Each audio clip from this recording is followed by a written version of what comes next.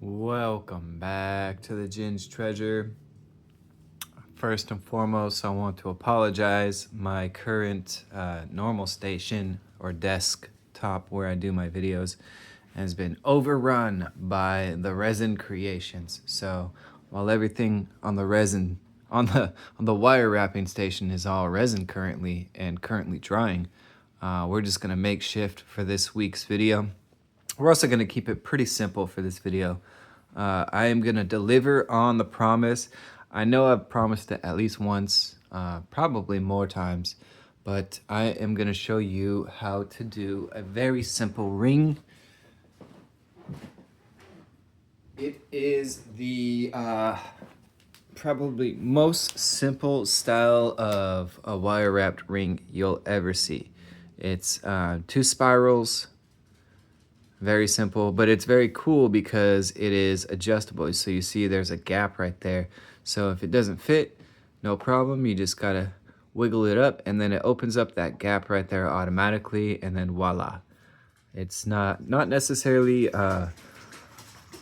one size fits all, but pretty close to an adjustable size ring. So say if you're a size 6, you can build a ring that's gonna be for maybe a size 5 to 7. Anyways, let's get into it. So I also wanted to, in addition to that ring, show you a little bit more of something that you could do with it, and hence why we have these beads here. So first, let's start with the basic, which is that style of ring. Honestly, we're not going to need a lot of wire. That right there might do the trick, and that's just like one full circulation of a spool's worth of wire. And by the way, this is the Anezus 18 gauge. I normally work with the 20 and the 24, mostly 20, but for this style, we're gonna need a wire that's a little bit thicker. Well, we won't need it, but it'll look better with a thicker gauge wire. So we'll clip off a little bit of this 18 gauge wire. Shout out to the Anezus. This is gold plated copper wire. So that's a very thin layer of gold wrapped around some copper wiring. And then I also have this 24 gauge gold plated copper wire as well from Fadeless. And we're going to use that in tandem with the beads to show you the extracurricular design if you want to have this ring but also have some kind of crystal bead or some kind of accessory for your ring. So to begin, we just have maybe a hand's length of wire. Again, it was just one circle around the spool, and that's a brand new spool too. I guess not that that matters. Anyways, so what we're gonna do is let's see, first we want to get our focus right. There we go. So tip of the pliers pinching down on the tip of the wire, right? And then you're just gonna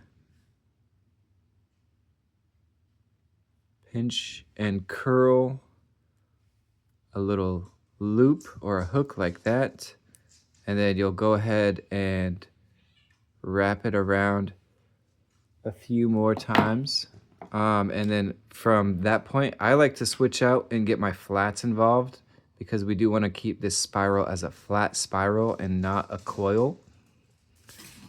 And so I will spiral down, spiral around a few times.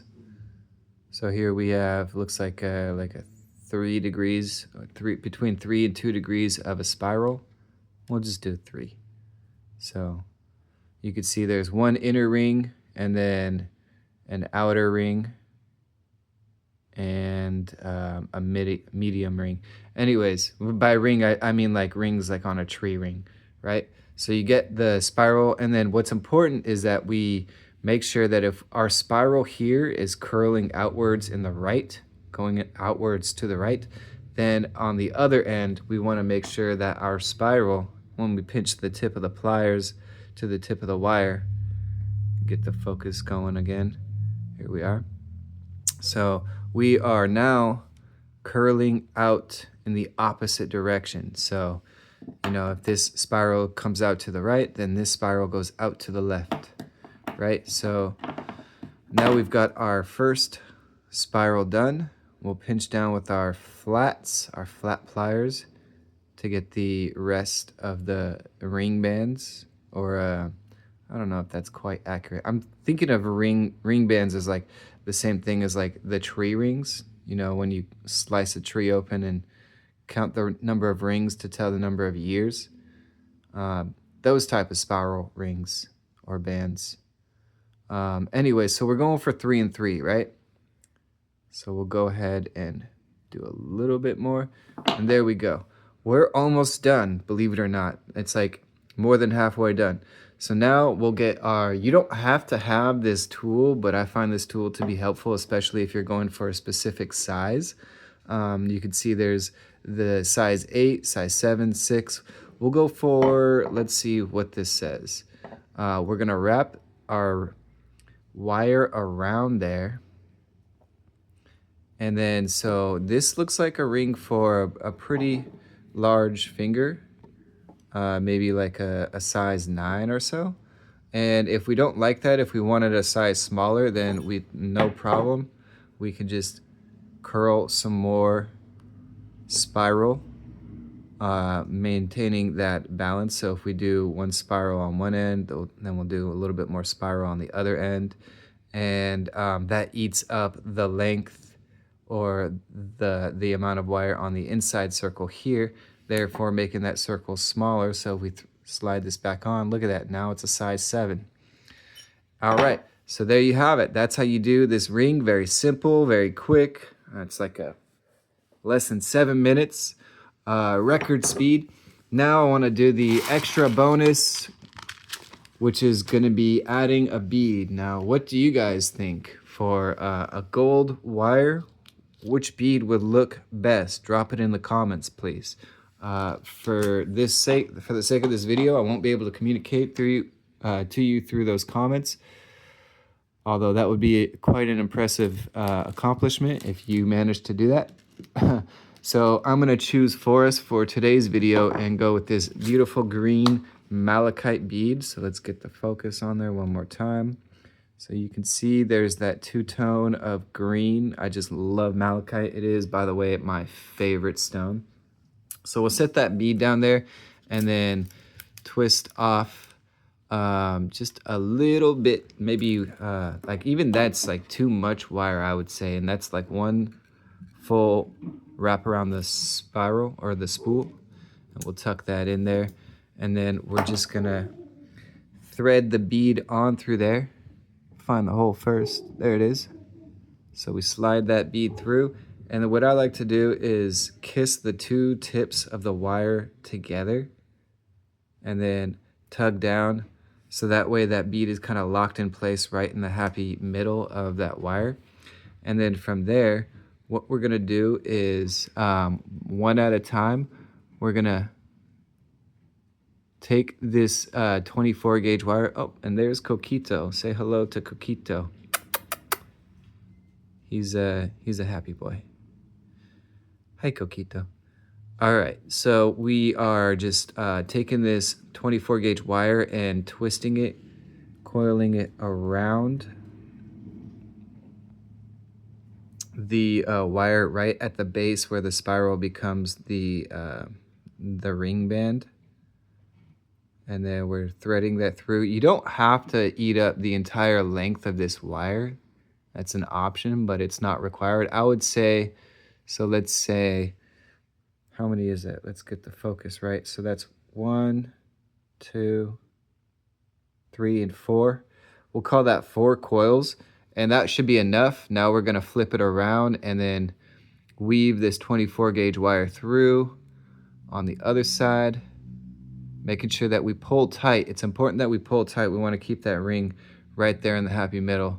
And by the way, by doing this, we are kind of eliminating to an extent the adjustableness of this adjustable ring. But of course, you could also always just kind of like unwind the spiral or coil up more of the spiral to adjust the size of the ring. We'll do one more weave through there, and that should be,